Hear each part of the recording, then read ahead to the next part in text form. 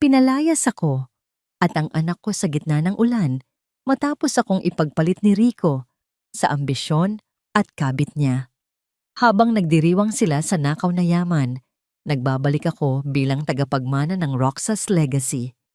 Wala kang silbi, isang pabigat. Sigaw niya noon, ngunit ngayon, bawi na ang bawat sentimong nakuha niya. Sa harap ng aking kapangyarihan, kakayanin kaya ng mga linta ang gutom at rehas na naghihintay sa kanilang kasakiman. Ang unang patak ng ulan ay tumama sa salamin ng bintana ng silid sa ospital. Sunod-sunod, hanggang sa bumuhos ito ng malakas na para bang nakikidalamhati sa lungsod ng Makati. Ngunit para kay Liana Madrigal, ang bawat patak ay isang himig ng pag-asa. Mahigpit niyang niyakap ang munting nilalang sa kanyang mga bisig, isang anghel na may malambot na balat at amoy ng bagong buhay. Si Angelo, ang kanyang anak, napangiti si Liana habang pinagmamasdan ang payapang mukha ng sanggol. Ang maliliit nitong mga daliri ay nakakuyom, ang mga labi ay bahagyang nakaawang. Sa kabila ng pagod at sakit na dala ng panganganak, wala siyang nararamdamang iba, kundi isang di maipaliwanag na kaligayahan. Ito na ang katuparan ng lahat ng kanyang pangarap. Isang pamilya. Isang pamilya kasama si Rico. Hindi na siya makapaghintay na dumating ang kanyang asawa. Siguradong matutuwa ito. Sa wakas, makikita na nito ang kanilang munting anghel. Pinangarap nilang pareho ang araw na ito. Ang simula ng kanilang bagong kabanata. Isang mahinang katok sa pinto ang pumukaw sa kanyang pag-iisip. Dahan-dahan itong bumukas. Pumasok si Rico de Vera, ang kanyang asawa. Ngunit ang nangiti sa mga labi ni Liana ay unti-unting naglaho nang makita ang anyo nito. Nakatayo si Rico sa may pintuan, basa ang balikat ng kanyang mamahaling Amerikana dahil sa ulan. Hindi man lang nito tinignan ang sanggol sa kanyang mga bisig. Ang mga mata nito ay malamig, walang emosyon, na para bang nakatingin sa isang estranghero. Rico, anong problema? Mahinang tanong ni Liana, ramdamang bigla ang panlalamig sa silid. Hindi sumagot si Rico. Naglakad ito papalapit, hindi sa kanya, kundi sa mesang nasa tabi ng kama. May inilapag itong isang folder na gawa sa makapal na papel. Ang tunog ng paglapag nito ay bumasag sa katahimikan. Mas malakas pa sa kulog sa labas. Ano yan?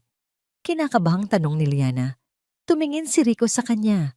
Sa unang pagkakataon, nakita ni Liana ang mga mata nito, mga matang puno ng pagkasuklam. Pinirmahan ko na. Pirmahan mo na lang. Ang mga salita ay parang punyal na tumusok sa puso ni Liana. Tila huminto ang pag-ikot ng mundo. Ang ingay ng ulan ay nawala. Ang tanging naririnig niya ay ang mabilis na pagtibok ng kanyang puso. Ano? Anong ibig mong sabihin? Nanginginig niyang tanong, kahit alam na niya ang sagot. Annulment papers, Liana. Malamig na sabi ni Rico. Tapos na tayo. May iba na ako. Si Katrina. Kailangan ko nang ayusin ang buhay ko para sa kinabukasan ko. Kinabukasan. Ang salitang iyon ay paulit-ulit na umalingaw-ngaw sa isip ni Liana. Paano ang kanilang kinabukasan? Paano ang anak nila? Pero, paano si Angelo? Halos pabulong niyang sabi habang ang mga luha ay nagsisimula ng mamuo sa kanyang mga mata. Ang anak natin. Isang mapaklang na ngiti ang gumuhit sa mga labi ni Rico. Sa wakas, sumulyap ito sa sanggol, ngunit ang sulyap na yon ay puno ng pagwawalang bahala. Problema mo na yan. Masyado kang naging pabigat sa mga pangarap ko, Liana. Hindi ko hahayaang maging pabigat din ang batang yan. Pagkatapos sabihin iyon, tumalikod na si Rico at naglakad palabas ng silid. Hindi na ito lumingon pa. Ang pinto ay nagsara nang may mahinang kalabog. Ngunit para kay Liana, ang tunog na yon ay kasing lakas ng pagsabog na dumurog sa kanyang buong mundo. Naiwan siyang tulala. Yakap ang anak na natutulog pa rin. Ang mga luhang kanina pa niya pinipigilan ay bumuhos na parang ulan sa labas. Ang sakit ay hindi mailarawan. Ang pangako ng habambuhay ay natapos sa isang pirasong papel. Ang pangarap ay naging isang bangungot. Sa gitna ng kanyang pagtangis, isang mahinang pag-ungol ang nagpabalik sa kanya sa realidad. Gumalaw si Angelo sa kanyang mga bisig na tila nararamdaman ang pighati ng ina. Pinunasan ni Liana ang kanyang mga luha. Tinitigan niya ang kanyang anak. Sa mga mata nito, nakita niya ang isang dahilan para magpatuloy, hindi para sa kanya, kundi para sa anghel na ito. Ilang sandali pa, habang pinapatahan niya si Angelo, tumunog ang kanyang luma at gasgas ng cellphone na nakapatong sa mesa. Isang modelong matagal nang wala sa uso na ibinigay sa kanya ni Rico noon bago pa ito yumaman. Sino naman kaya ang tatawag sa ganitong oras? Nanginginig ang mga kamay na inabot niya ito. Isang hindi rehistradong numero. Sa una, ayaw niyang sagutin. Ngunit may kung anong nagudyok sa kanya. "Hello?" sabi niya. Basag ang boses. Isang malalim at formal na boses ng lalaki ang sumagot mula sa kabilang linya. "Is Mrs. Liana Madrigal on the line?" "Sa sino po sila?" "Ako si Attorney Mateo Gonzaga. I am calling on behalf of my late client." Sabi ng boses, may diin at awtoridad. "May mahalaga akong sasabihin tungkol sa iyong ama, si Don Alejandro Roxas." Natigilan si Liana. Ang isip niya ay blangko. Don Alejandro Rojas? Ang tanging alam niya tungkol sa kanyang ama ay iniwan sila nito ng kanyang ina noong bata pa siya. Isang pangalang halos hindi na binabanggit. At ngayon, parang may kung anong kuryenteng dumaloy sa buong katawan niya. Mas malakas pa sa sakit na iniwan ni Rico. Ang pangalang iyon, Don Alejandro Rojas, ang nag-iisang hari ng Roxas Legacy Holdings. Imposible. Isang linggo, 7 araw mula nang iwan ni Ricardo Rico de Vera ang nakaraan niya sa silid ng ospital na yon. At sa 7 araw na yon, pakiramdam niya ay hawak niya ang buong mundo sa kanyang mga palad. Nakatayo siya ngayon sa harap ng malaking salamin ng kanyang opisina sa ika-40 palapag ng Roxas Legacy Tower. Sa ibaba, ang Makati ay parang isang laruan lamang. Mga gusali, mga sasakyan, mga taong abala sa kani-kanilang buhay na hindi niya na kailangang alalahanin pa. Ito ang mundo niya, ang mundong para sa kanya. Ang lalim ng iniisip mo, mahal. Isang malambing na boses ang bumasag sa kanyang pag-iisip. Napangiti si Rico nang makita ang refleksyon ni Katrina Sandoval sa salamin. Dahan-dahan itong lumapit. Ang mga braso nito ay yumakap sa kanyang baywang mula sa likuran. Ang pabango nito ay mamahalin, simbolo ng karangyaan na bagay sa kanya. "Iniisip ko lang kung gaano kabilis tumakbo ang panahon," sagot ni Rico, habang hinahaplos ang mga kamay ni Katrina. "1 linggo pa lang, pero pakiramdam ko ito na ang tamang-tama." "Siyempre ito ang tama," bulong ni Katrina. Ang mga labi ay malapit sa kanyang tainga. "You deserve this, Rico. Lahat ng ito, matagal mo nang pinaghirapan. Wala dapat humadlang sa'yo." Tumango si Rico. Ang kanyang dibdib ay puno ng pagmamayabang. Naalala niya si Liana. Kawawa naman. Siguradong umiiyak pa rin ito hanggang ngayon, ngunit iyon ang kailangan niyang gawin. Si Liana ay isang magandang panaginip, ngunit si Katrina at ang Roxas Legacy Holdings ang katotohanan, ang katotohanang mag-aangat sa kanya sa tuktok. "Uminom muna tayo," sabi ni Katrina at kumuha ito ng 2 kopita at isang bote ng mamahaling champagne mula sa maliit na ref sa opisina. "Para sa hinaharap, para sa'yo, ang susunod na CEO ng Roxas Legacy Holdings." Itinaas ni Rico ang kanyang kopita. Ang mga mata ay nagniningning sa ambisyon. Para sa atin, nagtagay sila. Ang bawat lagok ng champagne ay lasang tagumpay. Pinag-usapan nila ang kanilang mga plano, ang mga mamahaling bakasyon, Ang bagong kondominium na may tanawin ng buong syudad. Ang kasal na magiging usap-usapan ng lahat. Sa gitna ng kanilang pagdiriwang, binuksan ni Rico ang paksa tungkol sa board meeting na magaganap sa loob ng 1 oras. Isang formalidad na lang yan, kampanteng sabi ni Rico. Sino pa ba ang pipiliin nila? Ako ang kanang kamay ni Don Alejandro. Ako ang nagpalago sa kumpanya habang abala siya sa paghahanap sa nawawala niyang anak na malamang ay hindi na umiiral. Natawa si Katrina. At ngayong wala na ang matanda, walang duda na sa'yo mapupunta ang korona. Ikaw ang hari dito, Rico. Ang mga salitang yon ay musika sa pandinig ni Rico. Hari. Oo, siya ang hari. At malapit nang magsimula ang kanyang paghahari. Makalipas ang 1 oras, ang conference room sa pinakatuktok na palapag ay puno na ng mga miyembro ng board. Ang hangin ay mabigat sa tensyon at espekulasyon. Ang lahat ay nakaupo sa paligid ng mahabang lamesang gawa sa mahogany. Ang kani-kanilang mga muka ay seryoso. Pumasok si Rico sa silid na may ngiti ng isang nagwagi. Binati niya ang ilan sa mga board members na alam niyang mga kakampi niya. Umupo siya sa bakanting silya sa kanang bahagi ng upuan ng chairman, isang pwestong nagpapahiwatig ng kanyang kapangyarihan. Ramdam niya ang mga mata ng lahat sa kanya. Hayaan ninyo, isip niya, masanay na kayo. Dumating si Attorney Mateo Gonzaga, ang matandang abogado at pinagkakatiwalaan ni Don Alejandro. Gaya ng dati, ang mukha nito ay hindi mababasa. Tumayo ito sa unahan. Magandang umaga sa inyong lahat. Formal niyang simula. Tayo ay nagtipon ngayon upang formal na ipahayag ang huling habilin ni Don Alejandro Roxas tungkol sa kung sino ang mamumuno sa Roxas Legacy Holdings. Naging masalerto ang lahat. Itinuwid ni Rico ang kanyang pagkakaupo, handa ng pakinggan ang kanyang pangalan. Nagpatuloy si Attorney Gonzaga. Ayon sa kanyang last will and testament, ang buong pagmamay-ari at ang posisyon bilang chairman of the board ay ipinamamana niya sa kanyang nag-iisang anak at tagapagmana. Nagsimula ang bulungan sa silid. Anak? Ang alam ng lahat ay wala pang nahahanap na anak, si Don Alejandro. Ngumisi si Rico, isang power move mula sa matanda. Malamang, ang anak na tinutukoy ay siya, ang itinuring niyang anak sa propesyon.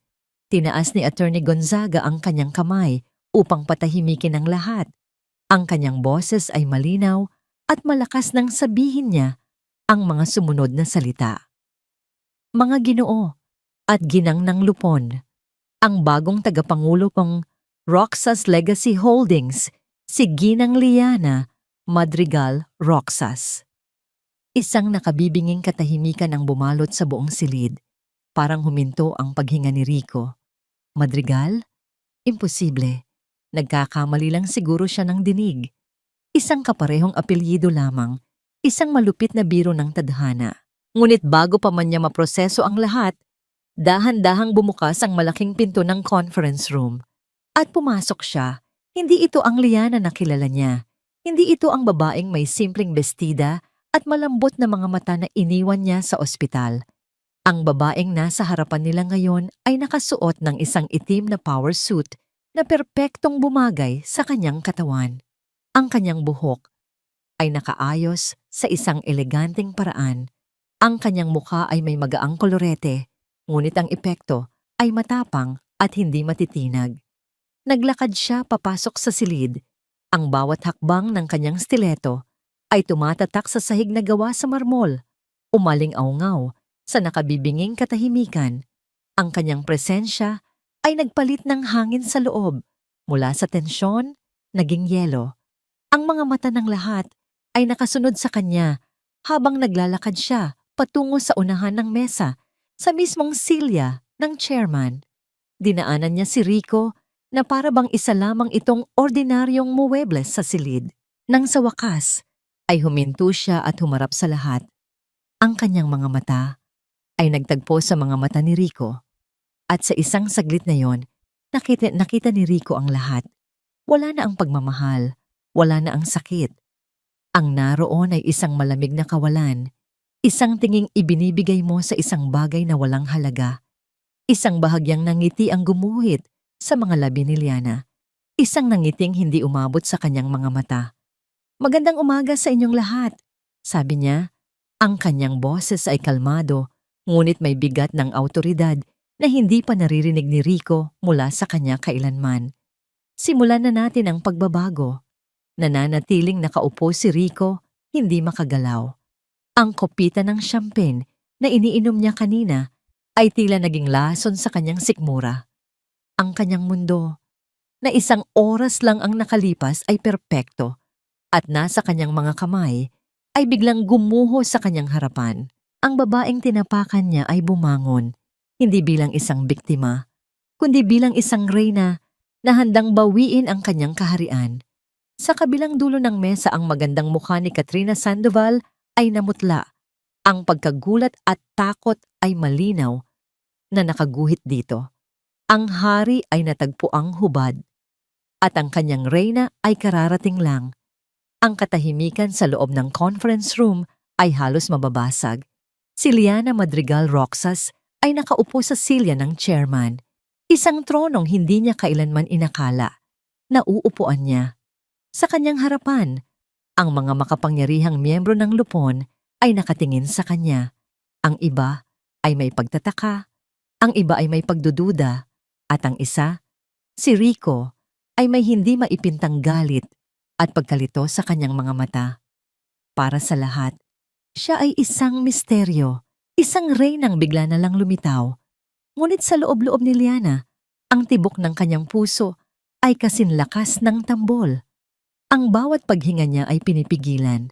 Ngunit sa tuwing maaalala niya ang malamig na mga mata ni Rico sa ospital at ang umiiyak na si Angelo sa kanyang mga bisig, ang takot ay nagiging bakal na determinasyon. Gaya ng sinabi ko, simulan na natin ang pagbabago. Ulit niya, ang kanyang boses ay matatag. Sa ilalim ng mesa, ang kanyang mga kamay ay magkahawak ng mahigpit. Ang unang agenda, ang Project Horizon ni Mr. De Vera. Nagulat si Rico. Ito ang kanyang pinakamalaking proyekto. Isang malawakang expansion na magpapatibay sa kanyang posisyon sa kumpanya. Sinubukan niyang bawiin ang kanyang composure. Tumayo siya, nag-ayos ng kanyang kurbata, at ngumiti ng pilit sa lupon. Madam Chairman, ang Project Horizon ay ang susi sa hinaharap ng Roxas Legacy. Ito ay magbubukas ang pinto sa international market at dodoblehin ang ating kita sa loob ng 5 taon. All the projections are solid. Talaga ba, Mr. De Vera? Tanong ni Liana. Hindi inaalis ang tingin sa kanya. Sa kanyang tenga, mayroon siyang suot na maliit at halos hindi makitang earpiece. Sa kabilang linya, sa control room sa tabi, ay si Attorney Gonzaga na ginagabayan siya sa bawat tanong. "I have reviewed your proposal," sabi ni Liana habang binubuklat ang isang makapal na folder sa kanyang harapan. "At may iilang bagay akong hindi maintindihan. Halimbawa, ang financial projections. Bakit napakataas ng inaasahan ninyong kita sa unang taon pa lang, gayong ang market analysis ay nagsasabing unstable ang merkado?" Natigilan si Rico. "Well, confident kami sa aming strategy, Madam Chairman." "Confidence does not equate to profit, Mr. De Vera," sagot ni Liana. Ang kanyang tono ay nagiging mas matalas. "Isa pa, itong third-party contractor na kinuha ninyo para sa logistics, wala akong makitang track record. Sino sila? Bakit sila ang pinili ninyo nang walang public bidding?" Ang pawis ay nagsimulang mamuo sa noo ni Rico. Ang mga tanong ay direkta at tumpak. Ito ay mga butas sa kanyang plano na inakala niyang walang sino mang makakapansin. Paano? Paanong ang isang simpleng Liana ay nakakakita ng mga ito? They were a recommendation from a trusted partner. Palusot ni Rico. Ang mga miyembro ng lupon ay nagsimula nang magtinginan sa isa't isa. Ang kanilang pagdududa ay lumalaki. Ang kampanteng si Rico De Vera ay nauutal sa harap ng bagong chairman. Ito na ang pagkakataon ni Liana. Huminga siya ng malalim. Mr. De Vera, ang Roxas Legacy Holdings ay itinayo sa pundasyon ng integridad at talino, hindi sa rekomendasyon at kumpiyansa lamang. Tumayo si Liana. Ang kanyang presensya ay tila mas lalong bumigat. Tumingin siya sa bawat miyembro ng lupon. Ang pera ng kumpanya ay pera ng legado ng aking ama. Hindi ito laruan. Ang mga salitang yon ay tumatak sa isipan ng lahat. Dahil dito, nagpatuloy siya, I am officially freezing Project Horizon, effective immediately. Magkakaroon ng isang full external audit sa buong proyekto. Kasama na ang lahat ng kontratang pinirmahan ni Mr. De Vera. We will not move forward until every single peso is accounted for. Isang malakas na bulungan ang pumuno sa silid. Ito ay isang direktang sampal sa mukha ni Rico. Isang deklarasyon ng kawalan ng tiwala. You can't do that. Sigaw ni Rico. Hindi na napigilan ang sarili. I can. Kalmadong sagot ni Liana habang umuupo muli. And I just did. May susunod pa bang agenda? Ang natitirang bahagi ng pulong ay lumipas na parang isang panaginip para kay Liana at isang bangungot para kay Rico. Nang matapos ang pulong, si Rico ang unang tumayo at mabilis na lumabas ng silid. Ang mukha ay namumula sa galit at kahihiyan. Sinundan siya ni Liana makalipas ang ilang sandali. Sa mahabang pasilyo sa labas ng conference room, bigla siyang hinarang ni Rico. Hinawakan nito ang kanyang braso, mahigpit. Liana, anong ginagawa mo? Galit ngunit pabulong na sabi ni Rico. Ang mga mata ay nag-aapoy. Para ano ito? Paghihiganti? Huwag mong idamay ang trabaho dito. Tayo pa rin ito. Ang paghawak ni Rico ay parang nagniningas na bakal sa balat ni Liana. Ang alaala ng kanyang pag-iwan sa kanya sa ospital ay bumalik, sariwa at masakit. Ang mga salitang tayo pa rin ito ay isang insulto. Buong lakas na hinila ni Liana ang kanyang braso palayo. Ang kanyang mga mata, na kanina ay malamig na parang yelo, ngayon ay may bahid ng apoy. Huwag mo akong hawakan, mariin niyang sabi. Bawat salita ay may bigat. Tinitigan niya si Rico mula ulo hanggang paa na para bang isa itong karimarimarim na bagay. Para sa'yo, ako si Madam Chairman. Pagkasabi niyon, tinalikuran niya si Rico na nakatayo roon, tulala at talunan. Naglakad si Liana palayo. Ang kanyang likod ay tuwid. Ang kanyang mga hakbang ay matatag. Hindi siya lumingon. Nakarating siya sa opisina ng kanyang ama. Ngayon ay opisina na niya. Isinara niya ang pinto at sumandal dito. At doon lamang niya pinakawalan ang isang malalim na paghinga. Nanginginig ang kanyang mga tuhod. Ngunit sa ilalim ng takot, mayroong isang bagong pakiramdam. Kapangyarihan. Ilang sandali pa, pumasok si Attorney Gonzaga, may daladalang isang manipis na folder. Magaling ang ginawa ninyo kanina, Madam Chairman. Sabi ng abogado, may bahagyang paghanga sa kanyang boses. You drew first blood. Salamat sa tulong ninyo, attorney. Sagot ni Liana, habang umuupo sa malaking silya sa likod ng mesa. Ngunit hindi pa tayo tapos, sabi ni Gonzaga. Ang ginawa natin kanina ay isang babala lamang. Ang tunay na digmaan ay ngayon pa lang magsisimula. Inilapag niya ang folder sa ibabaw ng mesa. Ito ang simula, ma'am, ang mga kasalanan ni Mr. De Vera bago ka pa niya makilala. Tinitigan ni Liana ang folder, isang simpleng brown folder. Ngunit alam niya, sa loob nito ay mga bala. At marami pa siyang bala na kailangan para sa digmaang ito. Ang 4 na sulok ng kanyang opisina ay tila unti-unting lumiliit, kumikitid, at sumasakal kay Rico De Vera. Ilang araw na ang nakalipas mula sa board meeting na iyon, ngunit ang imahe ni Liana, matatag, malamig at makapangyarihan, ay hindi maalis sa kanyang isipan. Isang multo na bumangon mula sa libingan ng kanilang nakaraan upang siya'y guluhin. Ibinagsak niya ang hawak na ballpen sa mesa. Paano? Paano niya nalaman ang lahat ng iyon? Bulong niya sa sarili habang pabalik-balik na naglalakad. Ang Liana na kilala niya ay isang babaeng kontento nang manatili sa kanyang anino. Isang babaeng ang tanging ambisyon ay ang maging ina at asawa. Isang babaeng madaling manipulahin, madaling paniwalain sa anumang kasinungalingan. Ang babaeng nasa boardroom ay ibang-iba. Isang estranghera, isang kalaban. Biglang bumukas ang pinto at pumasok si Katrina. Dala ang 2 tasa ng kape. Ang mukha nito ay bakas ang pag-aalala. Ngunit mayroon ding iritasyon. Rico, kanina pa ako kumakatok. Sabi nito habang inilalapag ang kape. Ano na namang nangyayari sa'yo? Para kang liyong paikot-ikot sa hawla. Hindi mo ba naiintindihan, Katrina? Bulyaw ni Rico, ang kanyang pagkainis ay sa wakas ay nakahanap ng mapagbubuntunan. She's not just sitting there. Kumikilos siya. Pinahinto niya ang pinakamalaki kong proyekto. Pinagmukha niya akong tanga sa harap ng buong board. At hahayaan mo na lang ba yon? Ganti ni Katrina. Ang boses ay tumaas din. Ikaw si Rico de Vera. Ikaw ang nagdala sa kumpanyang ito sa kinaroroonan nito ngayon. Hindi ka maaaring magpatalo sa isang babaeng bigla na lang sumulpot mula sa kung saan. Anong gusto mong gawin ko? Desperadong tanong ni Rico.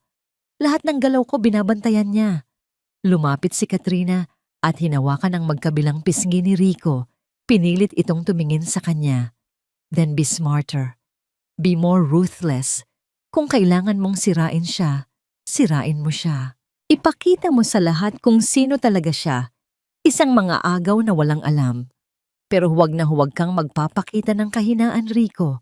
Dahil sa mundong ito, ang kahinaan ay kinakain ng buhay. Ang mga salita ni Katrina ay tila nagbigay sa kanya ng panibagong lakas. Tama siya. Hindi siya dapat magmukmok dito. Kailangan niyang lumaban. Kailangan niyang ipaalala sa lahat kung sino ang tunay na may kapangyarihan. Habang nag-iisip siya ng kanyang susunod na hakbang, tumunog ang telepono sa kanyang mesa. Ang sekretarya niya. Sir, pinapatawag po kayo ni Madam Chairman sa Conference Room B. May urgent meeting daw po. Nagkatinginan sila ni Katrina. Isa na namang laro. Sino daw ang kasama? Tanong ni Rico. Isang potential investor daw po, sir. Masama ang kutob ni Rico, ngunit wala siyang magawa. Kailangan niyang pumunta.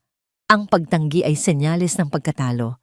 Inayos niya ang kanyang damit, huminga ng malalim, at sinubukang isuot muli ang maskara ng kumpiyansa at kontrol. Pagdating niya sa Conference Room B, isang mas maliit at mas pribadong silid, naroon na si Liana. Nakaupo ito sa isang dulo ng mesa, kalmadong nagbabasa ng ilang dokumento. Tumingala ito nang pumasok si Rico. Ang mga mata ay walang emosyon. Good morning, Mr. De Vera. Please have a seat. Sabi nito. Umupo si Rico sa tapat niya. Ramdam ang tensyon sa pagitan nilang dalawa. Sino ang hinihintay natin? She's here. Simpleng sagot ni Liana. Kasabay nito, bumukas ang pinto. Pumasok ang isang babae. Matangkad, balingkinitan, at nakasuot ng isang eleganteng pulang bestida na sumisigaw ng yaman at kumpiyansa. Ang kanyang buhok ay maiksi at moderno. Ang kanyang mga alahas ay simple ngunit mamahalin. May dala itong aura ng isang taong sanay humawak ng kapangyarihan. Tumingin ang babae sa direksyon ni Rico. At nang magtama ang kanilang mga mata, ang buong mundo ni Rico ay gumuho sa ikalawang pagkakataon. Ang dugo ay tila nawala sa kanyang mukha. Ang hangin ay naubos sa kanyang mga baga. Ang mukhang iyon, ang mga matang iyon, mas tumanda ng ilang taon, mas naging sopistikada, ngunit hindi niya maaaring makalimutan. Si Selena Reyes, ang babaeng niloko niya 5 taon na, ang nakalipas. Ang babaeng pinangakuan niya ng kasal, ng isang negosyo, ng isang pangarap.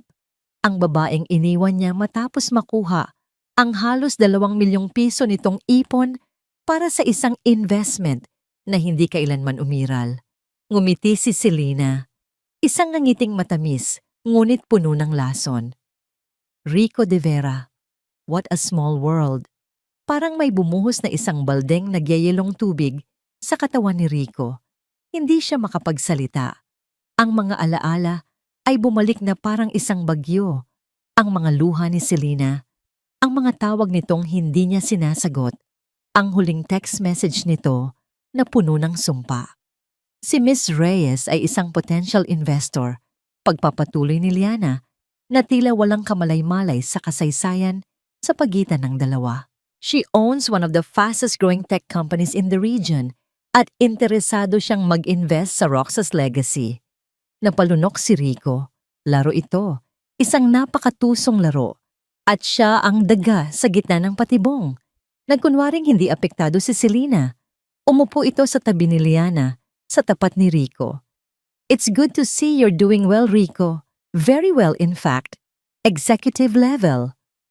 Si Selena, Miss Reyes, nautal na sabi ni Rico. Nagagalak akong makita ka. Sa buong pulong, pakiramdam ni Rico ay nasa impyerno siya. Habang ipinapaliwanag ni Liana ang mga posibleng larangan ng partnership, ang mga mata ni Selena ay hindi humihiwalay sa kanya.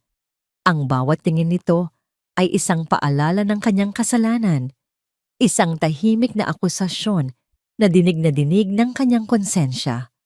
Nang matapos ang presentasyon ni Liana, bumaling ito kay Selena. So, what are your initial thoughts, Miss Reyes? Tumingin muna si Selena kay Rico na para bang sinusuri ang kaluluwa nito. Pagkatapos ay ngumiti ito kay Liana. Ang ngiting iyon ay hindi na para sa kanya. Ito ay isang ngiti ng paghanga at pakikipag-alyansa. I'm very interested in investing, Madam Chairman, sabi ni Selena. Ang kanyang boses ay malinaw at matatag. Pagkatapos ay lumingon itong muli kay Rico at ang bawat salita ay tumama na parang isang suntok, especially in companies that value integrity. Gabi na. Ang mga ilaw ng syudad ng Makati ay parang mga bituin na kumikinang sa labas ng malawak na bintana ng opisina. Ngunit para kay Liana, ang tanging liwanag na kanyang nakikita ay ang nagbabadyang anino ng digmaang kanyang sinimulan. Ang pagharap ni Rico kay Selena Reyes kanina ay isang tagumpay. Nakita niya ang takot sa mga mata ng kanyang asawa, isang takot na pamilyar sa kanya, dahil iyon din ang takot na naramdaman niya sa ospital. Ngunit sa likod ng munting tagumpay, mayroong isang mabigat na tanong na gumugulo sa kanyang isipan. Pinaglaruan niya ang isang mamahaling pluma sa ibabaw ng mesa na gawa sa nararaa. Ang bawat sulok ng opisinang ito ay sumisigaw ng kapangyarihan at ng pangalan ng kanyang ama, si Don Alejandro Roxas. Isang amang hindi niya lubusang nakilala. Isang legasiyang ipinasa sa kanya nang walang babala. At isang abogadong tumutulong sa kanya nang walang malinaw na dahilan. Si Attorney Mateo Gonzaga. Masyadong perpekto ang kanyang mga galaw, masyadong tumpak ang kanyang mga payo. Sa bawat hakbang niya, naroon ang abogado. Isang anino sa kanyang likuran, iniaabot sa kanya ang tamang salita, ang tamang dokumento, ang tamang armas. Ngunit bakit? Kumatok sa pinto si Attorney Gonzaga at pumasok na tila nabasa ang kanyang iniisip. May dala itong 2 tasa ng mainit na tsa. Gabi na, Madam Chairman. Kailangan ninyong magpahinga. Marahan itong sabi. Inilapag nito ang isang tasa sa harap ni Liana. Tinitigan ni Liana ang abogado. Ang mukha nito ay kalmado, gaya ng dati, ngunit ang mga mata nito ay may taglay na talino at lalim na hindi niya maarok. Oras na para sa mga sagot. Attorney, simula niya, ang kanyang boses ay seryoso. Bakit ninyo ako tinutulungan? Ano ang tunay na motibo ninyo? Utang na loob sa aking ama? O may iba pa? Hindi nagulat si Attorney Gonzaga sa tanong. Tila hinihintay na niya ito. Tumayo ito ng tuwid at tumingin sa kanya ng may buong paggalang. Ang katapatan ko ay sa legasya ng mga Roxas, Ginang Liana, At kayo ang legasiyang yon. Isang sagot na pang-abogado. Mapait nang ngumiti si Liana. Gusto ko ng totoong sagot. Hindi sumagot ang abogado. Sa halip, lumakad ito patungo sa isang malaking bookshelf na puno ng mga lumang libro. May pinindot itong isang libro sa isang partikular na hilera. Isang mahinang click ang narinig at isang bahagi ng estante ang dahan-dahang umusog, nagbubunyag ng isang maliit at nakatagong bakal na pinto. Isang vault. Napatayo si Liana, hindi makapaniwala. Binuksan ni Gonzaga ang vault gamit ang isang susi at isang kombinasyon. Mula sa loob, kinuha nito ang isang kahon na gawa sa kahoy. Maingat niya itong inilapag sa mesa sa harap ni Liana. Ang totoong sagot, Madam Chairman, ay naririto sa loob. Nanginginig ang mga kamay na binuksan ni Liana ang kahon. Sa loob, hindi pera o alahas ang laman, kundi mga folder na puno ng mga ulat at mga sulat kamay sa mamahaling papel. Kinuha niya ang isa sa mga ulat. Ito ay may petsang 2 taon na ang nakalipas. Bago pa sila ikasal ni Rico. Ito ay isang background check, isang detalyadong investigasyon sa buhay ni Ricardo de Vera.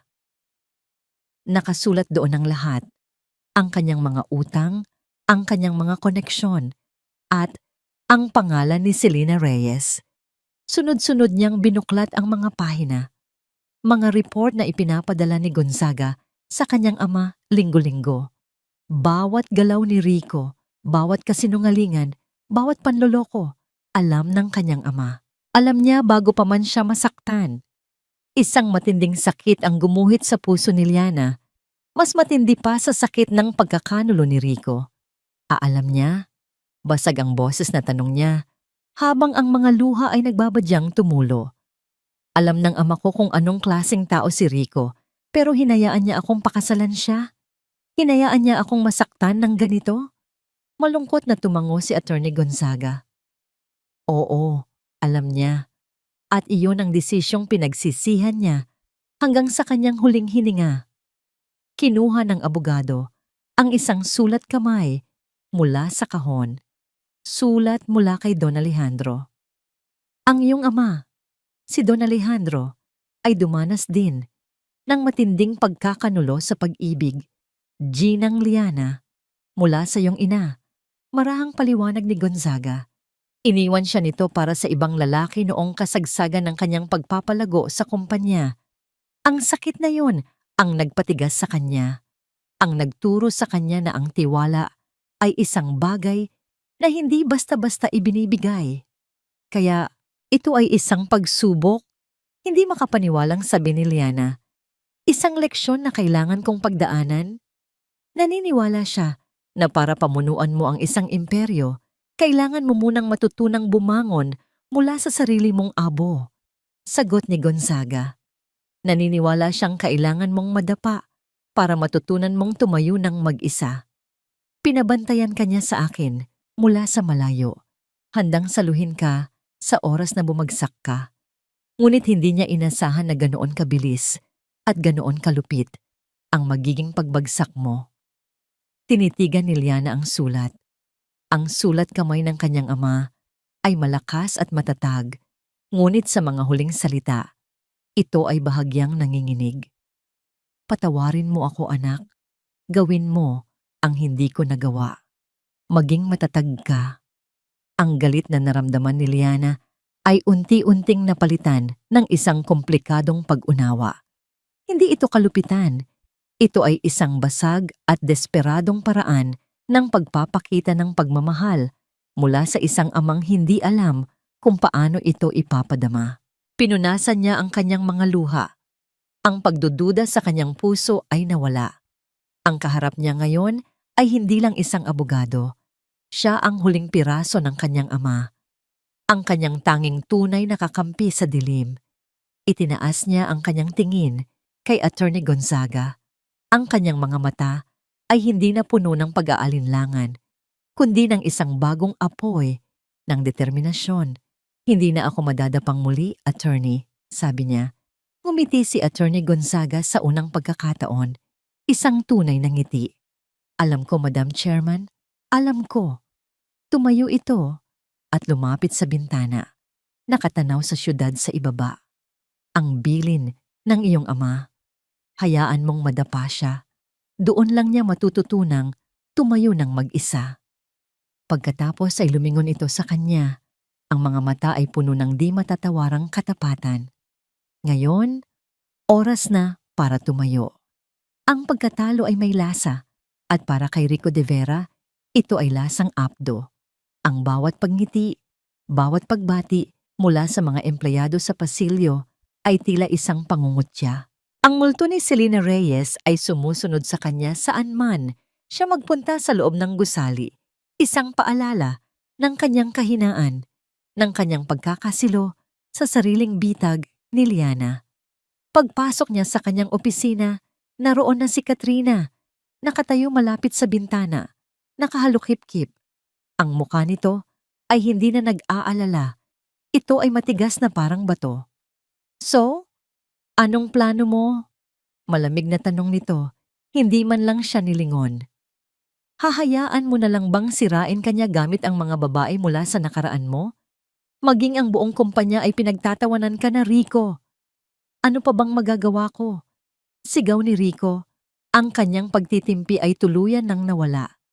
Ibinagsak niya ang kanyang briefcase sa sahig. She has the board. She has Gonzaga. At ngayon, may multo pa siyang hinukay mula sa lupa para takutin ako. Paano ako lalaban? Humarap si Katrina sa kanya. Ang mga mata ay nanlilisik. Huwag kang magpakabiktima, Rico. Nakakainis pakinggan.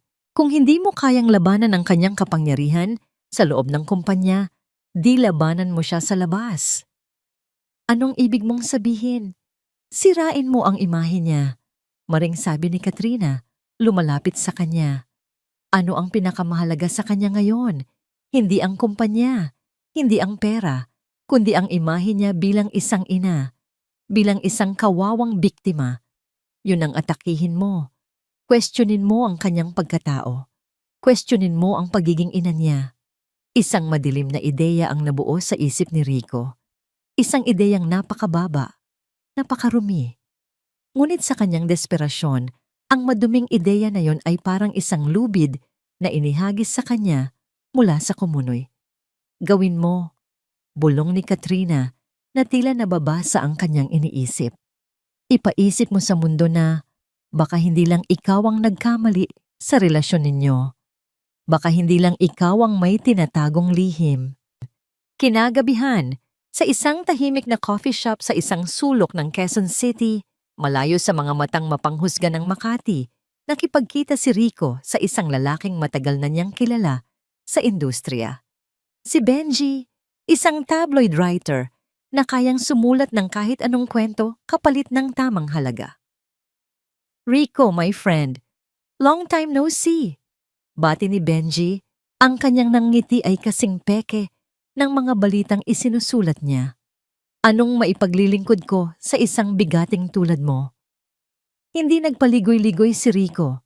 Inilapag niya ang isang makapal na brown envelope sa ibabaw ng mesa at itinulak ito papunta kay Benji. May kwento ako para sa'yo, sabi ni Rico. Ang kanyang boses ay mababa at seryoso. Isang kwentong magiging malaking ingay. Sinilip ni Benji ang laman ng sobre. Ang kanyang mga mata ay nanlaki nang makita ang mga litrato at ang kapal ng pera. Mukhang napaka-interesante nga ng kwento mo, sabi nito. Ang nangiti ay naging mas ganid. May mga impormasyon akong nalaman. Pagsisimula ni Rico, ginagampanan ng papel ng isang asawang nagdurusa tungkol sa asawa ko, si Liana Madrigal. Ang biglaang paglitaw niya bilang tagapagmana ng Roxas Legacy. Tila may mas malalim na dahilan. Isang lihim na benefactor, marahil, at ang anak namin. Hindi ko na sigurado kung sa akin na nga ba talaga. Ang bawat salita ay isang kasinungalingan, ngunit sa bibig ni Rico, ito ay tunog katotohanan. Ikinuwento niya ang isang bersyon ng mga pangyayari kung saan siya ang biktima at si Liana ang babaeng may tinatagong relasyon, isang manggagamit na ginawa ang lahat para makuha ang yaman ng mga Roxas. Tumango-tango si Benji habang itinatago ang sobre sa loob ng kanyang jacket. Huwag kang mag-alala, Rico. Ako na ang bahala. Bukas, ang asawa mo na, ang pinaka-pinag-uusapang babae sa buong Pilipinas. Kinabukasan, sumabog ang balita. Sa opisina ng chairman, ipinakita ng assistant ni Liana ang balita sa isang tablet. Ang headline na nakasulat sa malalaki at mapulang letra ay sumisigaw. Bagong tagapamana ng Roxas Legacy, sangkot sa iskandalo, ama ng anak, kinukwestiyon. Sa ilalim naroon ang litrato niya noong simple pa siyang may bahay. Katabi ng litrato ni Rico na may malungkot na ekspresyon. Ang artikulo ay puno ng mga pahiwatig, mga tanong na nag-iiwan ng lason sa isipan ng mga mambabasa. Hindi nagsalita si Liana, ngunit ang kanyang assistant ay nakita ang pagputi ng kanyang mga buko habang ang kanyang mga kamay ay kumuyom sa ibabaw ng mesa. Ang kanyang panga ay nagtiim. Ang kalmadong dagat ng kanyang mga mata ay biglang nagkaroon ng nagbabadyang unos. Rico, bulong niya sa sarili. Ang pangalan ay parang lason sa kanyang dila. Napakababa mo. Ngunit sa kabilang panig ng syudad, sa isang madilim na bar sa Malate, isang ibang laro ang nagaganap. Nakaupo si Katrina Sandoval sa isang sulok, malayo sa mga ilaw. Ang kanyang magandang muka ay bahagyang natatabunan ng anino. Sa kanyang harapan, may nakaupong isang lalaking hindi mo mapapansin sa karamihan. Ordinaryo ang muka, ordinaryo ang damit. Walang nagsasalita.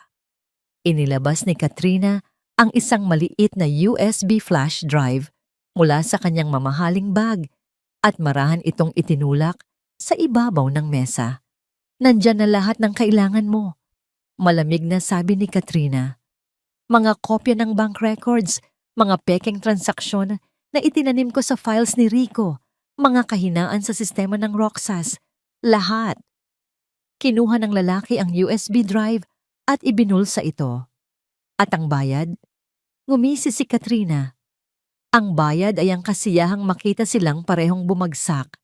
Tumayo na ang lalaki para umalis, ngunit bago ito makalayo, nagsalita muli si Katrina, ang boses ay puno ng yelo.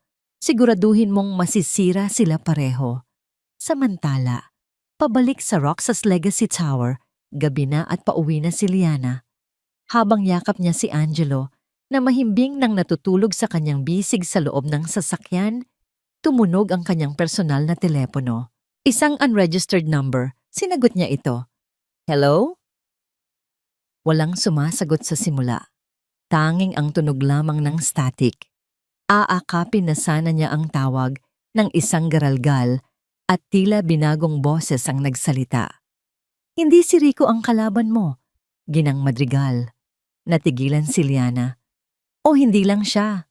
Pagkatapos ay pinatay ang tawag, nag-iwan kay Liana sa gitna ng katahimikan ng gabi na may isang bagong uri ng takot at pagkalito na gumagapang sa kanyang puso. Hindi si Rico ang kalaban mo o hindi lang siya. Ang mga salitang yon mula sa misteryosong tawag ay umalingaw-ngaw sa isip ni Liana sa loob ng 2 araw. Para itong isang tinik na bumaon ng malalim, isang palaisipang hindi niya mabitawan. Pinilit niyang isantabi ito bilang isang gawaing panloloko, marahil ay galing sa isa sa mga kaaway ni Rico. Ngunit ang pakiramdam na may mas malaking panganib na nagkukubli sa mga anino ay hindi maalis. Samantala, ang epekto ng maruming artikulo na ipinakalat ni Rico ay nagsimula ng maramdaman. Ang mga miyembro ng board ay nag-aalala. Ang mga empleyado ay nagbubulungan. Ang kanyang pangalan ay nabahira ng duda. Ngunit sa halip na magalit, ginamit ito ni Liana bilang gasolina. Mas lalo siyang naging metikuloso, mas lalong naging matalas. Sa opisina ng chairman, kasama niya si Attorney Gonzaga. Sa malaking screen sa dingding, nakapaskil ang lahat ng impormasyong kanilang nalalaman. Isang network ng mga koneksyon, mga kumpanya, at mga tao na nakapalibot kay Rico. May mali dito, attorney, sabi ni Liana habang nakaturo sa isang pangalan sa screen. Katrina Sandoval, masyado siyang perpekto, anak ng isang mayamang negosyante, edukada, maganda. Bakit siya pipili ng isang tulad ni Rico na nagsisimula pa lang, maliban na lang kung may mas malaki siyang pakay? Iyon din ang gumugulo sa aking isipan, Madam Chairman, sagot ni Gonzaga. Ayon sa mga dokumento, ang ama niya ay si Don Andres Sandoval, may-ari ng Sandoval Properties, isang respetadong pangalan sa industriya. Ngunit walang record ng anumang malalim na ugnayan sa pagitan ng mga Sandoval at ni Mr. De Vera bago sila magkakilala. Naalala ni Liana ang tawag, hindi lang siya. I-trace ninyo ang tawag, attorney, utos ni Liana. Kahit anong impormasyon, kahit gaano kaliit. Ginagawa na po namin, ma'am, ngunit ginamitan ito ng voice scrambler at dumaan sa maraming proxy servers. Mahirap. Gawin ninyo ang lahat, mariing sabi ni Liana. Pakiramdam ko, iyon ang susi sa lahat. Makalipas ang isang araw, nagmamadaling pumasok si Attorney Gonzaga sa opisina ni Liana. Ang kanyang karaniwang kalmadong muka ay may bahid ng pagkabigla. Madam Chairman, sabi nito, ang boses ay bahagyang nanginginig. Ang aming investigador, may natuklasan siya. Inilapag nito ang isang luma at naninilaw na newspaper clipping sa mesa ni Liana. Ito ay mula sa isang business journal. May petsang halos 20 taon na ang nakalipas. Ang headline, Roxas, nanguna sa takeover battle. Sandoval, nalugi. Nakatitig si Liana sa larawan sa ilalim ng headline. 2 lalaki ang nagkakamay, ngunit ang isa, si Don Alejandro Roxas, ay nakangiti, habang ang isa naman ay may mapait na ekspresyon. Ang pangalan sa ilalim ng pangalawang lalaki, Ricardo Sandoval Sr. Ricardo Sandoval, bulong ni Liana. Hindi ba't Andres Sandoval ang... Iyon ang akala ng lahat, sabi ni Gonzaga, habang inilalabas ang isa pang dokumento, isang birth certificate. Ginawa ko ang hindi ginawa ng iba. Naghukay ako sa mas malalim pa. Si Katrina Sandoval ay hindi gumagamit ng apelido ng kanyang tunay na ama sa publiko. Ang kanyang tunay na pangalan ay Katrina R. Sandoval. Ang RR ay para sa Ricardo. Parang isang malamig na kamay ang humaplos sa likod ni Liana. Ang Ricardo Sandoval Sr. na ito, nagpatuloy si Gonzaga, ay ang mortal na kaaway ng iyong ama sa negosyo. Natalo siya. Nawala ang lahat sa kanya. Pagkatapos ng ilang taon, namatay siyang halos walang pera at puno ng galit sa mga Roxas. Ang mga piraso ng palaisipan ay nagsimulang magkabit-kabit sa isip ni Liana. Ang biglaang paglitaw ni Katrina. Ang pag-akit nito kay Rico, ang taong pinakamalapit sa kapangyarihan ng Roxas legacy. Ang pagtulak nito kay Rico, nasirain siya. Hindi ito tungkol sa pag-ibig. Hindi ito tungkol sa pera. Kaya pala, hininga ni Liana. Ang kanyang mga mata ay nanlalaki sa pagkatuklas.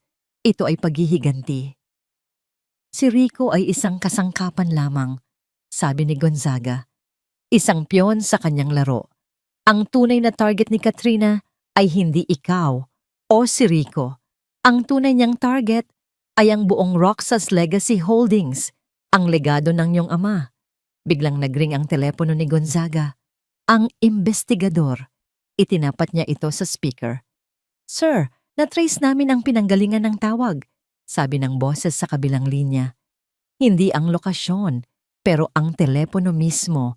Ito ay isang burner phone, ngunit nakuha namin ang isang partial signal bago ito tuluyang nawala. Ang signal, nagmula ito malapit sa isang lumang bahay sa isang subdivision sa Alabang. Kaninong bahay? Mabilis na tanong ni Liana. Nagkaroon ng sandaling katahimikan. Sa pamilya Sandoval, ma'am. Ang lumang bahay ni Ricardo Sandoval Sr. Katahimikan. Sa wakas, nagsalita ang investigador. At may isa pa, sir. Ang tumawag, may hinala kami kung sino. Ang tanging tao na may access sa bahay na yon, bukod kay Katrina, ay ang kanyang nakatatandang kapatid. Isang kapatid na matagal nang itinatago sa publiko dahil sa isang mental health condition na lumala matapos bumagsak ang kanilang pamilya. Sino siya? Tanong ni Liana. Isang lalaki, ma'am. Nagngangalang Mateo. Napatingin si Liana kay Attorney Mateo Gonzaga. Ang pangalan ay isang malupit na koinsidensya. Naunawaan ni Liana ang lahat. Ang kapatid ni Katrina. Siya ang tumawag. Isang taong nasira dahil sa nakaraan na ngayon ay marahil ay nakokonsensya o natatakot sa ginagawa ng kanyang kapatid. Ngayon, ang kalaban ay may pangalan na at may mukha. Hindi na ito isang anino. Ito ay isang babaeng puno ng galit na gumagamit sa lalaking nanakit sa kanya bilang isang sandata upang wasakin ang lahat ng mahalaga sa kanya. Ang laro ay biglang nagbago. Hindi na ito tungkol sa paghihiganti laban kay Rico.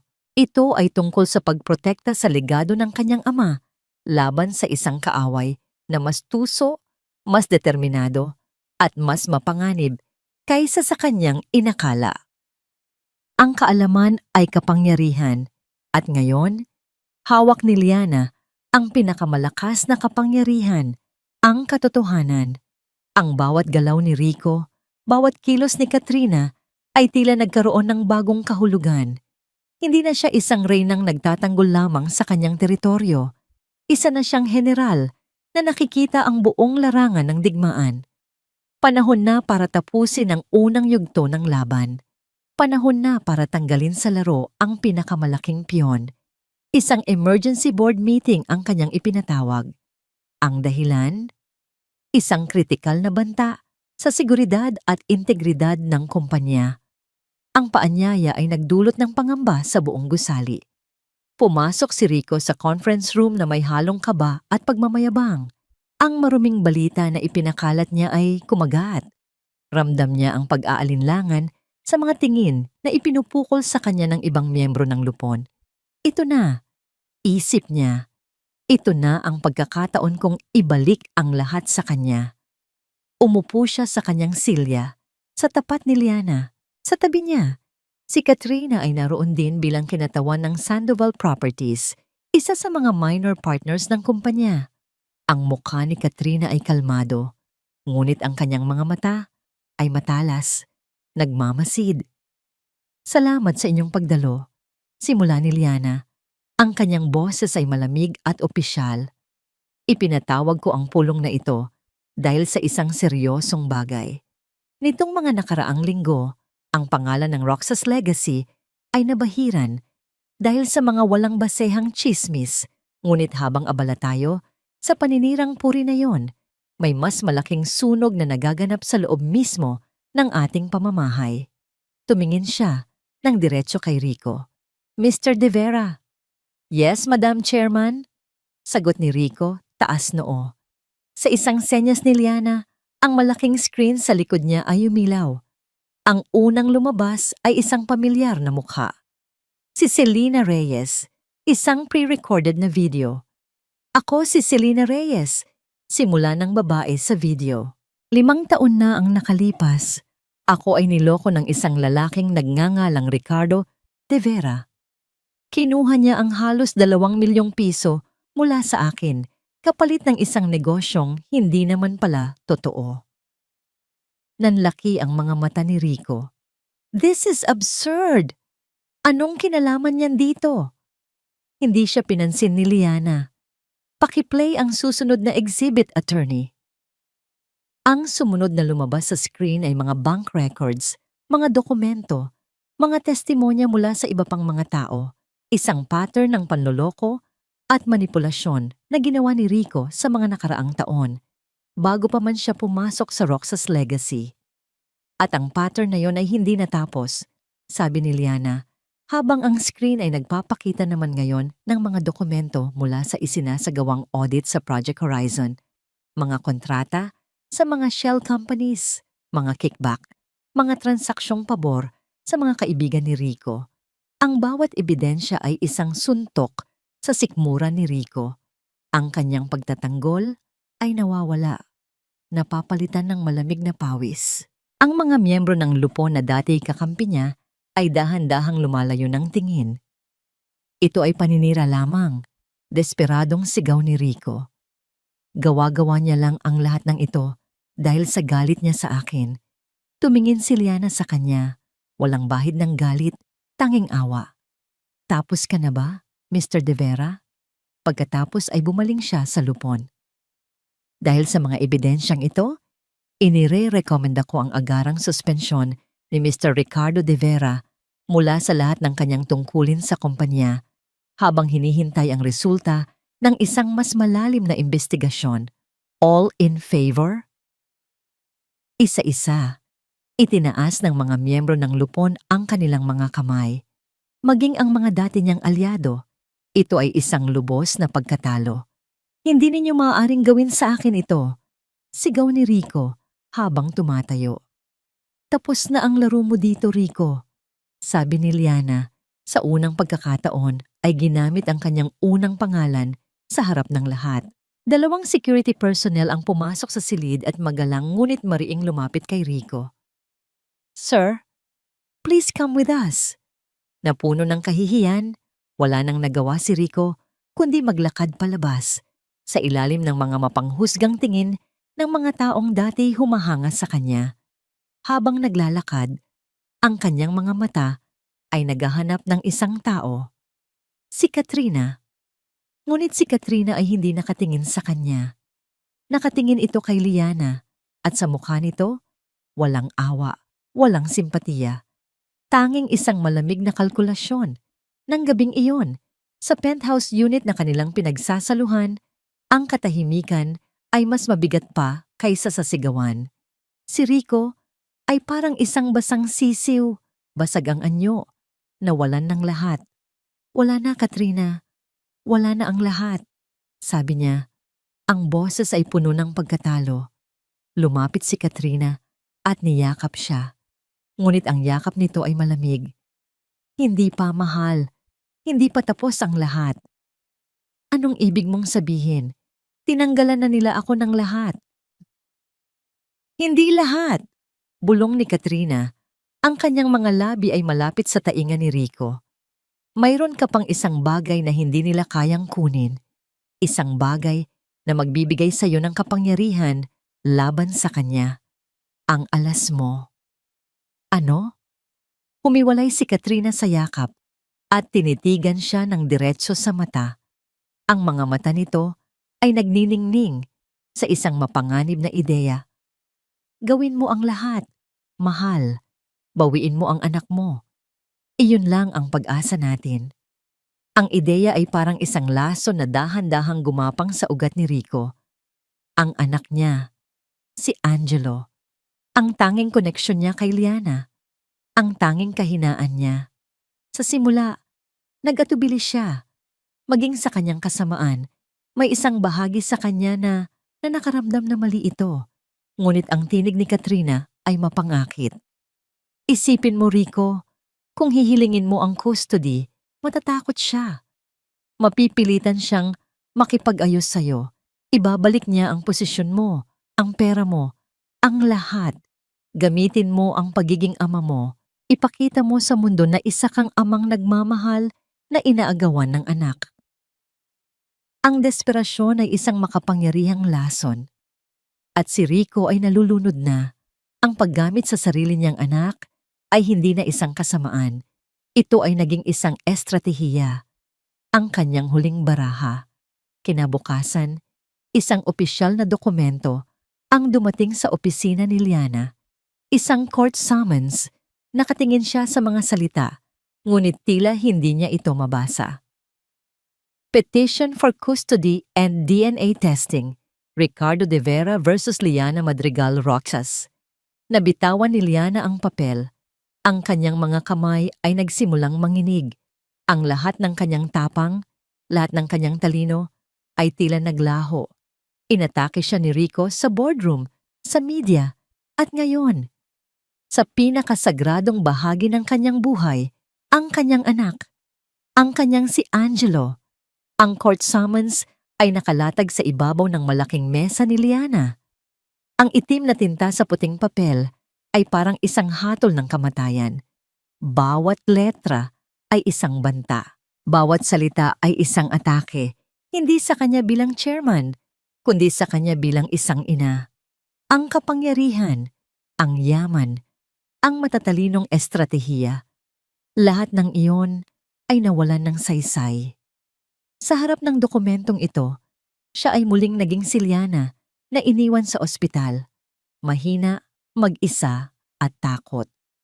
Ang kaibahan, ang takot ngayon ay 1,000 beses na mas matindi. Dahil hindi na ito tungkol sa kanyang sarili, ito ay tungkol sa kanyang anak. Pumasok si Attorney Gonzaga sa opisina, ang muka ay seryoso. Nakita niya ang dokumento sa mesa at ang anyo ni Liana. Madam Chairman, anong gagawin natin, Attorney? Tanong ni Liana. Ang boses ay halos hindi marinig. Kukunin niya ang anak ko. Umupo ang abogado sa tapat niya. Hindi ganoon kadali iyon. May karapatan ka bilang ina, lalo na't isang sanggol pa lamang si Angelo. Ngunit ano? Ngunit gagawin niyang isang sirko ang kaso, isang public spectacle. Malungkot na sabi ni Gonzaga. Gagamitin niya ang media, gagamitin niya ang mga kasinungalingang ipinakalat niya. Ipipinta niya ang sarili bilang isang amang pinagkakaitan ng karapatan. At sa proseso, ang pangalan ng iyong anak ay madudungisan. Ang kanyang buhay ay magiging isang bukas na aklat bago pa man siya matutong magbasa. Ang bawat salita ng abogado ay isang sampal sa katotohanan, isang mahaba at maduming laban sa korte. Ang mukha ni Angelo ay malalathala sa mga tabloid. Ang kanyang pinagmulan ay magiging paksa ng tsismis. Ang mundo ni Rico, na puno ng kasinungalingan at panlilinlang, ay unti-unting lalamunin ang mundo ng kanyang anak. Hindi niya papayagan yon. Paano kung makipag-ayos ako sa kanya? Desperadong tanong ni Liana. Kung ibibigay ko ang gusto niya, isang posisyon sa kumpanya, pera, ibabalik ko ang lahat. Huwag niya lang idamay si Angelo. At sa tingin ninyo ba ay titigil siya doon? Seryosong tanong ni Gonzaga. Kapag nalaman niyang ang iyong anak ang iyong kahinaan, gagamitin niya iyon laban sa iyo habang buhay. Gagamitin niya si Angelo para kontrolin ka, para manipulahin ka. Maging si Katrina Sandoval, gagamitin din niya ang batang iyon para sa kanyang sariling mga plano. Magiging tali sa iyong leeg, si Angelo. Ginang Liana, isang tali na hawak nilang dalawa. Napahilamos si Liana. Tama si Gonzaga. Walang madaling paraan para makalabas dito. Anumang daan ang kanyang piliin, talo siya. Kung lalaban siya, masasaktan ang kanyang anak.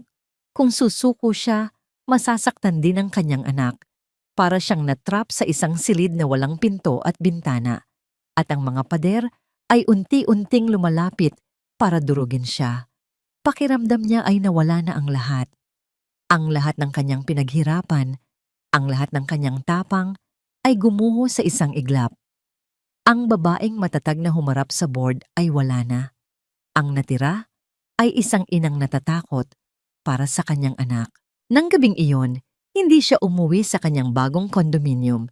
Nagtungo siya sa isang ligtas na lugar na inihanda ni Gonzaga. Isang simpleng bahay kung saan pansamantala niyang itinatago si Angelo kasama ang isang pinagkakatiwalaang yaya. Pumasok siya sa silid ng sanggol. Ang tanging ilaw ay mula sa isang maliit na night lamp na nagbibigay ng malambot na liwanag sa payapang mukha ni Angelo habang ito ay natutulog sa kanyang kuna. Lumapit si Liana. Ang bawat hakbang ay mabigat. Pinagmasdan niya ang kanyang anak, ang perpektong hubog ng mga labi nito, ang marahang pagtaas at pagbaba ng dibdib nito sa bawat paghinga. Ang inosenteng nilalang na ito, ang kanyang mundo, ang kanyang lakas, ang kanyang lahat. At ngayon, ang mundong yon ay nasa bingit ng pagkawasak. Doon, sa katahimikan ng silid habang pinagmamasdan niya ang kanyang anak. Ang mga luha ay nagsimulang dumaloy sa kanyang mga pisngi. Mga luhang hindi na para sa sarili niyang sakit, kundi para sa panganib na kinakaharap ng kanyang anak. Anong gagawin ko, anak? Bulong niya sa hangin. Paano kita poprotektahan? Naalala niya ang sinabi sa kanya ni Attorney Gonzaga. Ang bili ng kanyang ama. Ang legasiya ay hindi ang kumpanya, kundi ang pamilya. Pamilya. Si Angelo. Iyon ang tunay na legasya. Iyon ang dapat niyang protektahan. Ano man ang mangyari, ano man ang kapalit. Isang ideya ang nagsimulang mabuo sa kanyang isipan. Isang ideyang radikal. Isang ideyang mapanganib at hindi na mababawi. Isang sakripisyo. Isang kasinungalingan na tatapos sa lahat. Isang pader na itatayo niya sa pagitan ng kanyang anak at ng maduming mundo ni Rico. Isang pader na hindi na kailanman magigiba. Pinunasan niya ang kanyang mga luha. Ang panandaliang kahinaan ay napalitan ng isang bakal na resolusyon. Ang inang natatakot ay naging isang liyong handang pumatay para sa kanyang supling. Kinuha niya ang kanyang telepono. Tinawagan niya si Attorney Gonzaga.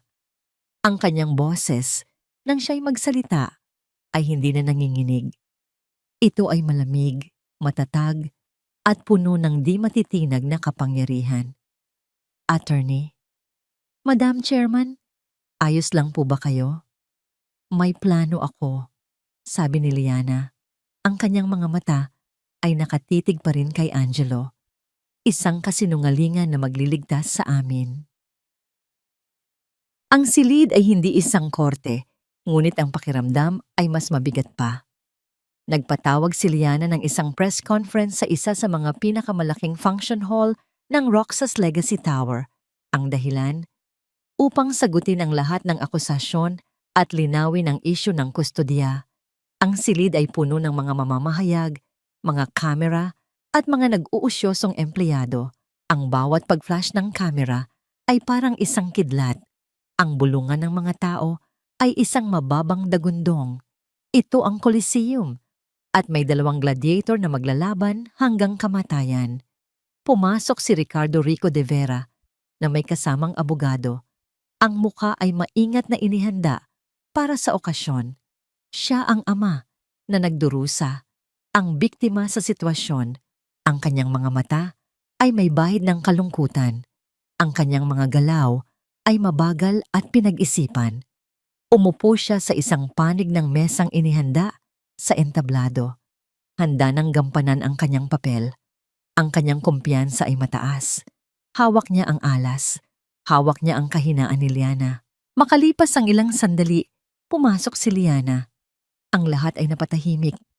Kung inaasahan nilang makita ang isang babaeng wasak at umiiyak, nabigo sila.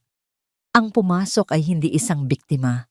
Ang pumasok ay isang reyna na handa para sa digmaan.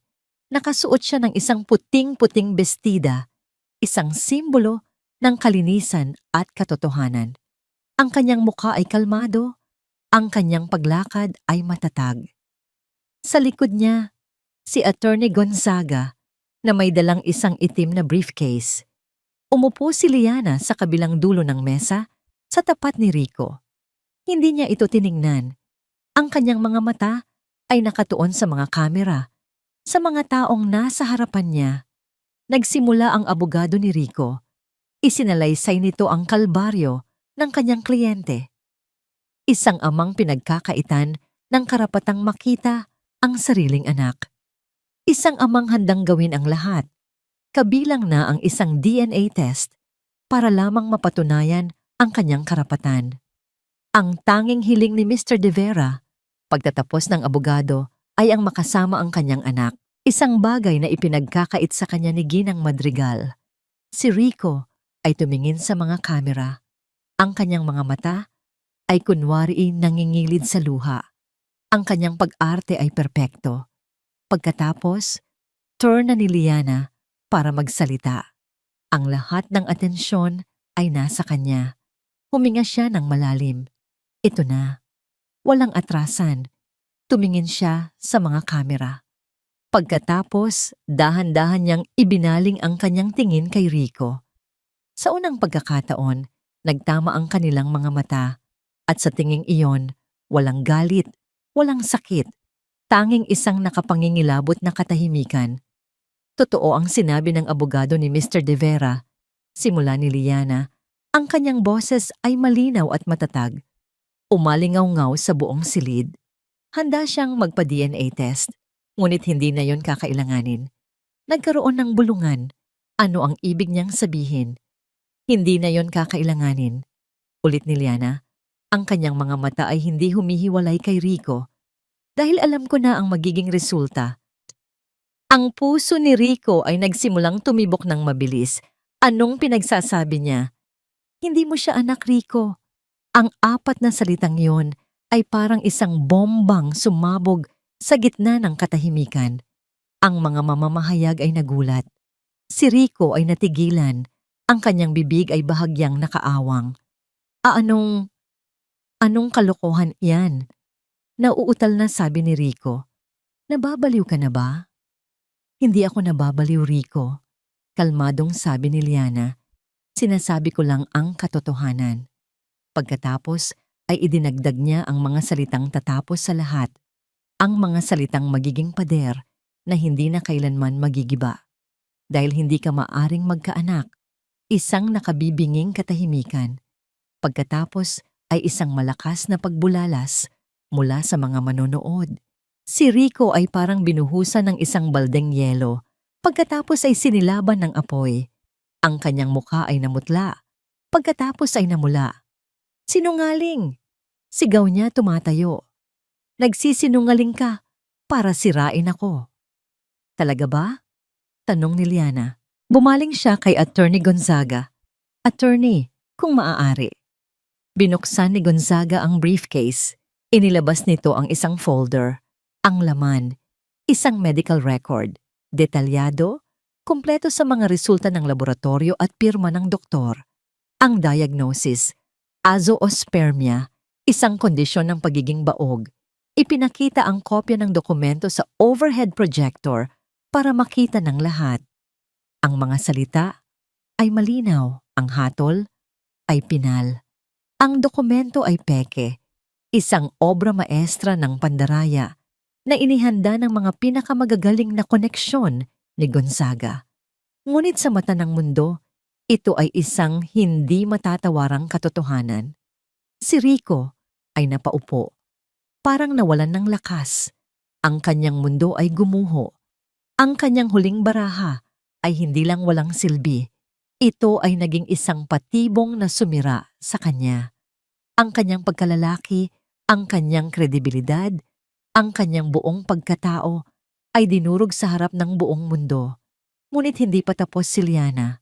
Habang ang lahat ay nakatingin pa rin sa naghihirap na anyo ni Rico, bumaling si Liana sa isang partikular na bahagi ng audience kung saan nakaupo si Katrina Sandoval. Ang mukha ni Katrina ay isang maskara ng pagkagulat, ngunit ang kanyang mga mata ay nagpapakita ng isang bagay na iba pa, kalkulasyon. At habang niloloko mo ako, Rico, sabi ni Liana, ang kanyang boses ay malakas para marinig ng lahat. Niloloko ka rin ng babaeng pinagkatiwalaan mo. Sa isang senyas, ang imahe sa screen ay nagbago. Hindi na ito isang medical record. Ito ay isang video, isang kuha mula sa isang security camera sa isang madilim na bar. Nakatayo sa screen si Katrina na inaabot ang isang USB drive sa isang lalaki. Ang lalaking yon ay kilala bilang isang corporate spy na nagtatrabaho para sa pinakamalaking kakumpetensya ng Roxas Legacy. Ang audio ay malabo, ngunit ang mga salita ni Katrina ay malinaw na nakuha ng isang hidden microphone. Siguraduhin mong masisira sila pareho. Isang bagong bugso ng kaguluhan ang sumabog sa silid. Ang mga kamera ay mabilis na bumaling mula kay Rico papunta kay Katrina. Si Katrina, sa unang pagkakataon, ay nagpakita ng tunay na emosyon, gulat at galit. Mabilis siyang tumayo at sinubukang umalis, ngunit hinarangan na siya ng security. Ang dalawang ahas ay nalaso ng sarili nilang kamandag. Ang piyon at ang reyna ng kalaban, parehong natalo sa isang galaw lamang. Sa gitna ng kaguluhan, nakaupo si Liana, kalmado. Ang kanyang puso ay dumudugo para sa kasinungalingang kanyang binitawan, isang kasalanan na dadalhin niya habang buhay. Ngunit nang maisip niya si Angelo, ligtas at payapa, alam niya na gagawin niya itong muli. Para sa kanya, iaalay niya ang lahat. Ang press conference ay natapos, ngunit ang mga epekto nito ay parang isang lindol na patuloy na yumayanig sa buong lungsod. Ang balita ay kumalat na parang apoy sa telebisyon, sa radyo, sa internet. Ang kwento ni Liana, Rico at Katrina ay naging pambansang usap-usapan. Mula sa bintana ng kanyang opisina, tahimik na pinanood ni Liana ang paglubog ng araw. Ang kalangitan ay kulay kahel at lila. Isang magandang tanawin na tila kabaligtaran ng kaguluhang nagaganap sa ibaba. Ang digmaan sa publiko ay tapos na. Ngayon, ang natira na lang ay ang paniningil. Ang unang bumagsak ay si Rico. Matapos ang press conference, para siyang isang multo na naglalakad sa mga pasilyo ng Roxas Legacy. Ang mga dating bumabati sa kanya ay umiiwas ng tingin. Ang mga dating humahanga ay nagbubulungan sa kanyang likuran.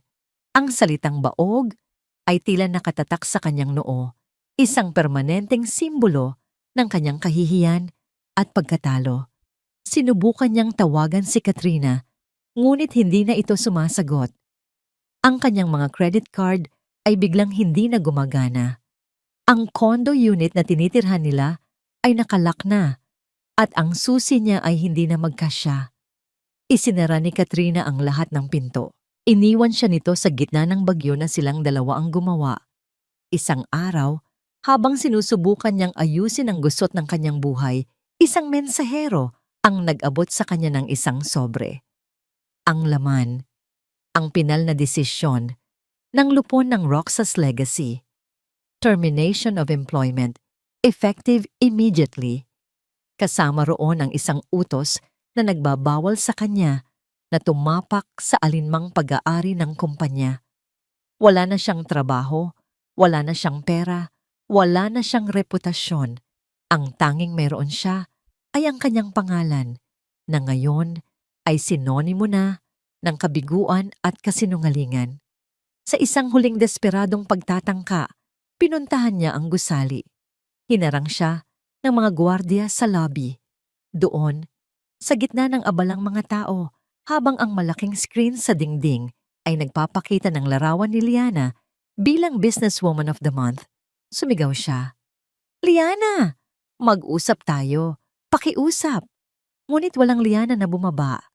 Ang mga tao ay tumingin sa kanya na may halong awa at pagkasuklam. Dinala siya ng mga gwardya palabas. Sa labas, sa ilalim ng init ng araw, napaluhod si Rico sa semento. Ang hari-harian ay nawalan ng kaharian, ng reyna, at ng sariling korona. Ang kanyang pagbagsak ay ganap at lubusan. Ang ikalawang bumagsak ay si Katrina. Ang video na ipinalabas ni Liana ay sapat na ebidensya para sa corporate espionage. Ang kumpanyang katunggali ng Roxas Legacy upang linisin ang kanilang pangalan ay mabilis na itinanggi ang anumang kinalaman kay Katrina. Siya ay nag-iisa. Ang kanyang ama, si Don Andres Sandoval, ay naglabas ng isang opisyal na pahayag. Itinatatwa ang mga aksyon ng kanyang anak-anakan at inaanunsyo ang pagputol ng lahat ng ugnayan ng Sandoval Properties sa kanya. Ang pamilyang ginamit niya bilang panangga ay siya ring unang tumalikod sa kanya. Humarap si Katrina sa mga kasong sibil at kriminal. Ang kanyang mga ari-arian ay na-freeze. Ang kanyang pasaporte ay hinawakan ng gobyerno. Ang babaeng minsay nasa tuktok ng alta sosyedad ay naging isang bilanggo sa sarili niyang bansa. Ang kanyang paghihiganti na binalak niya ng maraming taon ay sumabog sa kanyang sariling mukha. Ang apoy na sinindihan niya para sunugin ang mga Roxas ay siya ring tumupok sa kanya. Pinanood ni Liana ang lahat ng ito mula sa malayo. Walang ngiti ng tagumpay sa kanyang mga labi. Walang kasiyahan sa kanyang puso. Tanging isang mabigat ngunit mapayapang pakiramdam ng pagtatapos. Isang gabi, habang naghahanda siyang umuwi, pumasok si Attorney Gonzaga sa kanyang opisina. Tapos na ang lahat, Madam Chairman. Sabi nito. Natalo na sila. Tumango si Liana. Tumingin siya sa isang maliit na picture frame sa kanyang mesa. Isang larawan ni Angelo na nakangiti habang natutulog. Hindi sila ang natalo, Attorney. Maranyang sabi. Ang anak ko ang nanalo. Nanalo siya ng isang tahimik na buhay at iyon lang ang mahalaga. Naiintindihan ni Gonzaga ang bigat sa boses ni Liana. Ang kasinungalingan tungkol sa pagkatao ni Rico ay isang krus na habang buhay na papasanin ni Liana. Isang sakripisyong walang sinuman ang makakaalam maliban sa kanilang dalawa. Bago umalis ang abogado, huminto ito sa may pinto. Nga pala ma'am, may isang sulat na dumating para sa inyo mula sa ama ninyo. Nagulat si Liana. Ano? Bilin niya sa akin na ibigay ito sa inyo kapag natuto na kayong tumayo sa sarili ninyong mga paa. Sa tingin ko, ngayon na ang tamang panahon. Inabot ni Gonzaga ang isang luma at medyo naninilaw ng sobre. Ang sulat kamay sa labas ay pamilyar. Para sa aking anak, Liana. Naiwan si Liana sa kanyang opisina. Hawak ang sulat. Ang huling piraso ng palaisipan. Ang huling salita mula sa multo ng kanyang nakaraan. Ang sobre ay tila may sariling bigat sa mga kamay ni Liana. Ito ay isang piraso ng nakaraan, isang tinig mula sa kabilang buhay. Dahan-dahan na may halong kaba at pananabik, binuksan niya ito. Sa loob, isang nakatuping papel na may pamilyar na sulat kamay. Anak kong Liana, kung binabasa mo ito, nangangahulugan na nagtagumpay ka. Nangangahulugan na natagpuan mo ang lakas na alam kong naririyan sa iyo mula pa noong una.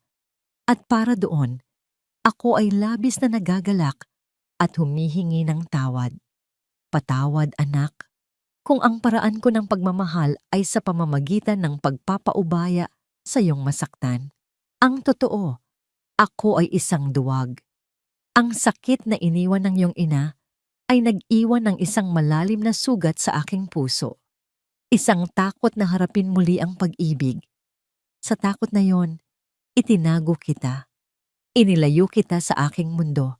Sa pag-aakalang yon ang magpoprotekta sa iyo. Mali ako. Ang Roxas Legacy ay hindi lamang mga gusali at pera. Ito ay simbolo ng aking pagbangon at nais kong ipamana sa iyo hindi ang yaman, kundi ang aral, na kahit gaano kalaki ang iyong ibagsak, kaya mong tumayo muli, mas matatag at mas matalino. Ang pagsubok na pinagdaanan mo kay Ricardo ay isang malupit na leksyon at patawarin mo ako kung iyon ang tanging paraan na alam ko para ihanda ka. Ngunit ngayon, tapos na ang lahat. Ang paghihiganti ay isang apoy na kapag naubos na ang sinusunog ay sarili na nito ang kinakain. Huwag mong hayaang lamunin ka nito. Ang tunay na tagumpay ay hindi ang pagbagsak ng iyong mga kaaway, kundi ang pagbuo mo ng isang masayang buhay mula sa mga abo ng nakaraan. Ang pinakamahalaga kong legasya ay hindi ang kumpanyang ito. Ito ay ikaw. At ngayon, ang iyong anak. Alagaan mo siya. Bigyan mo siya ng pagmamahal na hindi ko na ibigay sa iyo ng lubusan. Iyan lang ang tanging hiling ko. Nagmamahal, ang iyong ama. Alejandro.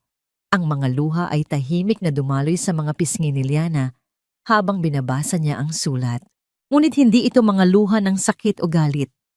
Ito ay mga luha ng pag-unawa, ng pagpapatawad. Sa wakas, naintindihan niya ang kanyang ama.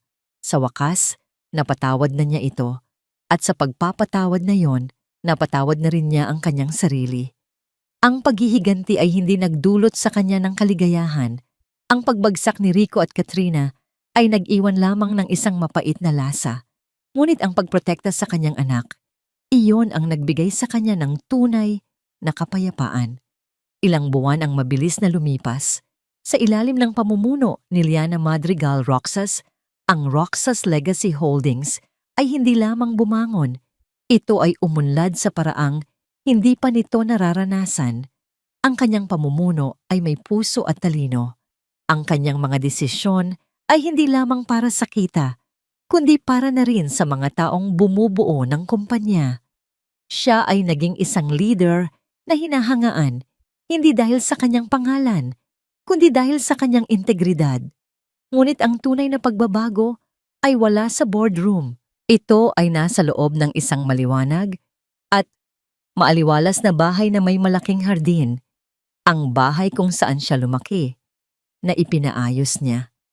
Isang hapon, nakaupo si Liana sa damuhan sa hardin. Ang kanyang suot ay hindi na isang power suit, kundi isang simpleng puting bestida. Ang kanyang buhok ay nakalugay, hinahaplos ng hangin. Sa kanyang harapan, si Angelo, na ngayon ay halos isang taong gulang na, ay masayang tumatawa habang sinusubukang abutin ang isang paru-parong lumilipad. Ang bawat tawa ng kanyang anak ay musika sa kanyang pandinig. Ito ang tunog ng kanyang tagumpay. Ito ang tunog ng kanyang kapayapaan.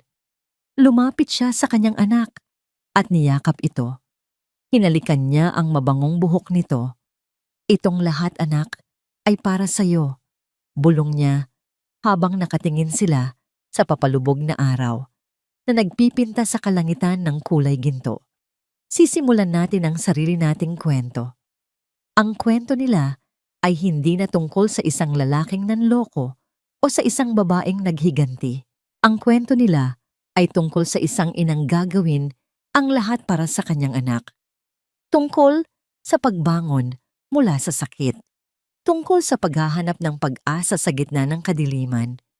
At habang ang araw ay tuluyang lumubog, isang bagong bukang liwayway ang naghihintay para kay Liana at sa kanyang anghel. Isang bukang liwayway na puno ng pag-asa, pagmamahal, at walang hanggang mga posibilidad. Sa pagtatapos ng kwentong ito, malinaw na ang pinagdaanan ni Liana Madrigal ay hindi lamang tungkol sa pagtataksil ng isang asawa, kundi sa muling pagbangon ng isang ina na ipinaglaban ang dignidad at kinabukasan ng kanyang anak. Ang pagbagsak ni Rico mula sa ambisyosong lalaki tungo sa pagiging wala ay nagpapaalala sa atin na ang kasamaan, gaano man katalino o kalakas, ay hindi kailanman nagtatagumpay habang buhay. Sa tulong ng katotohanan, batas, at sariling talino, napatunayan ni Liana na ang tunay na yaman ay hindi kapangyarihan, kundi ang malinis na konsensya at pagmamahal ng isang ina para sa kanyang anak. Hindi paghihiganti ang kanyang pinili, kundi hustisya, isang desisyong nagligtas hindi lamang sa kanyang pangalan, kundi sa kanyang puso. Ngayon, nais naming itanong sa inyo, kung kayo ang nasa kalagayan ni Liana, pipiliin ba ninyong manahimik o lumaban para sa tama? Naniniwala ba kayo na darating ang araw na ang mabuti ay gagantimpalaan, kahit gaano kasakit ang dinaanan? At kayo, kumusta kayo ngayon? Ligtas ba ang puso ninyo? Kung may aral o damdaming iniwan sa inyo ang kwentong ito, ibahagi ninyo sa comments. Mahalaga sa amin ang boses ninyo at lagi kaming narito para makinig.